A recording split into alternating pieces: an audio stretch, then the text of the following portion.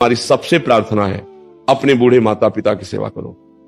जो बूढ़े माता पिता का अपमान कर रहे हैं, बूढ़े माता पिता को कष्ट दे रहे, खोपड़ी के बल खड़े होकर तपस्या करो, फिर भी नरक जाओगे। पक्की बात समझ लेना। आज का जो समय वातावरण जो बढ़ रहा है, बहुत ही निंदनीय बात है कि जिन माता पिता ने हमको इतना बड़ा किया उन पर हम हाथ उठावें।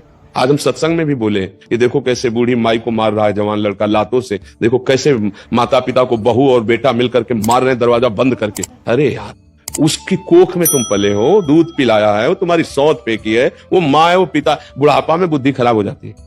बूढ़े लोग कुछ भी बोलते रहते हैं, चाहे जितना आप अच्छा भोजन दो, वो सबसे निंदा करेंगे कि लड़का ये बहू हमको बहुत कष्ट देते, वो तुम्हें सहना होगा। चुपचाप सहकर उनकी सेवा करो तो भगवान की कृपा हो जाएगी। इस समय सबसे ज्यादा हमें आवश्यकता है अपने घर गृहस्थी के धर्म का निर्वाह करने की। जो गृहस्थी में वो बात अच्छे से समझे। ये जो आज का वातावरण चल रहा है, गृहस्थी का सत्यानाश करने वाला चल गया है। देखो, गृहस्थों में ही तो हम लोग पैदा हुए हैं, गृहस्थों में ही हमारा पोषण हो रहा है, गृहस्थों में बड़े बड़े परमहंस से भिक्षा मांगते हैं। आपका गृहस्थ धर्म बेकार तो सब कुछ बेकार हो जाएगा, क्योंकि आपसे ही सब धर्म चल रहे हैं, सारे धर्म आपसे चल रहे हैं, गृहस्थ धर्म से ही सब चल रहे हैं। क्योंकि हम लोग परमहंस संत जन पैदा भी तो गृहस्थों के यहाँ होते हैं और पलते भी तो गृहस्थों से ही है। अगर आप भ्रष्ट तो हमारी बुद्धि कहां से भ्रष्ट नहीं हो जाएगी, हमारी बुद्धि भी भ्रष्ट हो जाएगी। इसलिए हमें सबसे बड़ी चिंता हो रही है कि आज हमारी समाज बिगड़ती चली जा रही। सुंदर पति है, स्वस्थ पति है और दूसरे पुरुष से राग कर रही, सुंदर स्त्री है, प्यार करती है, वो दूसरी लड़की से प्यार कर रहा है। अब वो गृहस्थी चल पाएगी? जिस दिन ये सब भेद खुलेंगे उस दिन नरक हो जाएगा, घर नहीं हो जाएगा। अच्छा, अब वो इतनी आधुनिकता में है बहू कि उसको सास की सोच फेंकने की कहीं भावना ही नहीं है। लड़का इतना आसक्त है बहू पर, वो जो बोल दे वही परमार्थ बुद्धि, वही परमात्मा बुद्धि। अब दोनों मिलकर के वो बूढ़े माता पिता को मार। हम ये नहीं कहते कि माता पिता गलत नहीं, लेकिन उनकी बुद्धि खराब हो गई है।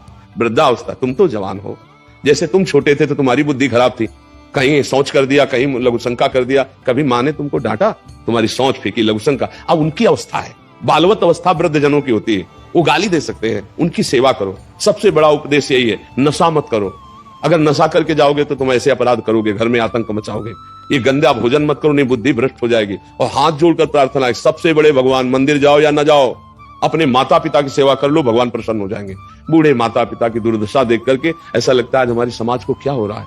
अरे ऐसे मार रहे जैसे जानवर को मार रहे हो, बूढ़े माता पिता को। आप लोग तो इस विषय को देखते होंगे, जानते होंगे। तो अब बताओ हम कौन सा ज्ञान तुम्हें दे दे जिससे तुम्हारे को आत्म शांति हो जाएगी। जब माता पिता भगवान के रूप है, उनका अपमान किया जा रहा है और मंदिर में जाके तुम जल चढ़ाओ, आरती करो या तुम भोग लगाओ, भगवान लेंगे? वहां बैठे भूखे भगवान बैठे हैं, वहां तुम्हारा इंतजार कर रहे हैं कि मेरा बेटा, और बेटा उनके साथ बर्ताव ऐसा कर रहा है। सबसे ज्यादा समय समाज के सुधार में चरित्र का है। आज हमारा नया समाज चरित्रहीन होता चला जा रहा है और ये समझ में नहीं आ रहा है। इसे आधुनिकता समझा जाता है। अरे पुराने जमाने की ये बातें हैं, तो आज के जमाने में क्या करोगे? फिर ये बेविचार करोगे तो तुम्हें परस्पर प्रेम रहेगा क्या? तुम्हारे सामने पत्नी किसी और तुम कहीं और, तो संतान, फिर परिवार, फिर प्रीति, फिर धर्म, फिर मर्यादा, कुछ नहीं, डोल के भीतर पोल। क्या गृहस्थी धर्म रहेगा? क्या भागवतिक धर्म रहेगा? क्या मर्यादा रहेगी? ये बहुत गलत चल पड़ा है और कैसे भगवान संभाले। कलयुग का बहुत बड़ा विचित्र रूप ये नाटक फैल गया। ये जो गर्लफ्रेंड बॉयफ्रेंड लिविंग रिलेशन, तो क्या क्या कहते हैं, दलित दुराए, ये बहुत है बुरी हो गई। देखो, पहले हमने देखा जब तक ब्याह नहीं होता था बच्चे ब्रह्मचर्य रहते, जानते ही नहीं थे संसारिक। अब वो मोबाइल चल गया ना सब जाने, और जब ब्याह हुआ तो आजीवन एक दूसरे की गलतियों को सहते हुए वो एक ही घर में रहते। तलाक शब्द हमने कभी नहीं सुना, संबंध विच्छेद कभी शब्द नहीं सुना हमने, क्यों एक दूसरे से समझना ही एहसान कभी नहीं सुना, गांव में तो कभी नहीं सुना।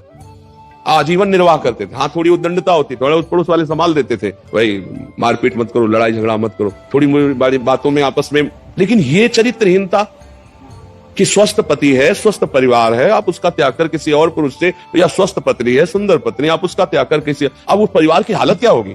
बड़े पढ़े लिखे हो, बड़े बुद्धिमान हो, लेकिन चरित्रहीन हो, क्या है? हमारी यही बात समझ में। तो फिर तुम माता पिता की सेवा करोगे अपने? तुम्हारे अंदर तो उद्दंडता सवार रहेगी। तो आज का समय जो है, सत्संग सुनो। हम कह रहे भगवान की भक्ति से ज्यादा या अपने परिवार की भक्ति कर लो। अगर परिवार की सही भक्ति कर लोगे तो भगवान की भक्ति हो जाएगी, क्योंकि परिवार में भगवान ही विराजमान है। पत्नी में भगवान है, पति में भगवान है, पुत्र में भगवान है, माता पिता में। एक गृहस्थी अगर सम्यक रूप से सुखी नहीं है तो तुम क्या कर सकते हो? रुपया से केवल सुख मिलता है क्या? आचरण, पवित्रता और व्यवहार, ये तीन चीजें सुख प्रदान करती हैं। आपका व्यवहार सत्य है, निश्चल है, कपट रहित है, धर्मपूर्वक है, आप पवित्र आचरण वाले हैं, आप बहुत सुंदर गृहस्थ रहेंगे। लेकिन आज हम देख रहे हैं कि गृहस्थी की हालत खराब होती चली जा रही। पति पत्नी में विश्वास नहीं रह गया है, माँ बेटे में विश्वास नहीं रह गया, भाई भाई में प्यार नहीं रह गया। क्या होता चला जा रहा है समाज का? थोड़े से धन के लोभ में, थोड़े सी जमीन के लोभ में सगा भाई अपने भाई की हत्या कर देता है, सगा बेटा अपने माता पिता को कष्ट दे रहा है। तो इसलिए हमें लगता है सबसे ज्यादा इस समय आवश्यकता है अपने परिवार की प्रेम रस्सी को मजबूत करना। एक परिवार, एक गृहस्थी में 5 लोग हो, वही प्रेम से जीना सीख जाओ तो बहुत बड़ी आराधना हो जाएगी।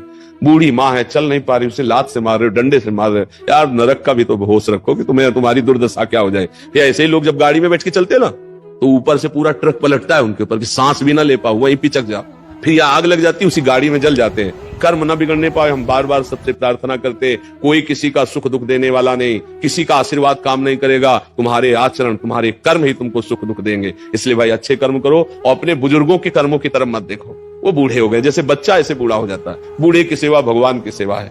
हमें बहुत इस समय तरस आता है जब बूढ़े बूढ़े लोग परेशान घूमते हैं कि हमारे बच्चे ने निकाल दिया या उनको पीटते। ये आज हम सत्संग में भी इसीलिए बोले और यहाँ भी बोले, ये बहुत जरूरी है। वो बूढ़े शरीर में सच्चिदानंद भगवान मार के रूप में है। ऐसा मत करो कोई अपने माता पिता के साथ। आपको स्वस्थ किया है, आप लेबरी करके कमाओ, 2 रोटी उनको पवा दो, मारो मत, डंडा मत चलाओ, नहीं तो फिर जब भगवान का डंडा उठेगा तब तुम किसी काम के नहीं रह जाओगे। बात ध्यान रखना, बहुत सावधानी से जी लो। ये मनुष्य जीवन भगवान की कृपा प्राप्त करने के लिए, यदि भगवत प्राप्ति न कर पाए तो अन्य योनियों में जाना पड़ेगा। बहुत दुर्दशा है अन्य योनियों की।